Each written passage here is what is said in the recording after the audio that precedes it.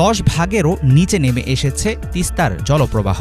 ফারাক্কা ও গজলডোবা ছাড়াও ফুলবাড়ীতে মহানন্দা নদীর উপর বাঁধ, যশোরে কোদলা নদীর উপর বাঁধ, মনু নদীতে নলকাথা বাঁধ, খোয়াই নদীর উপর চাকমাঘাট বাঁধ, গোমতী নদীর উপর মহারানী, মুহুরী নদীর উপর ডুম্বুর বাঁধ সহ ভারত নিয়ন্ত্রণ করছে অসংখ্য ড্যামের কার্যক্রম।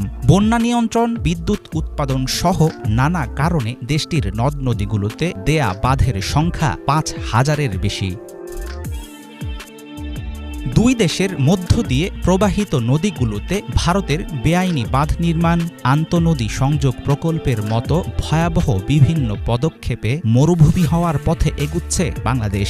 এবারের বিধ্বংসী বন্যার কারণে আলোচনায় আসছে নদী নিয়ে দিল্লির সুদূর প্রসারী চক্রান্তের নানা দিক।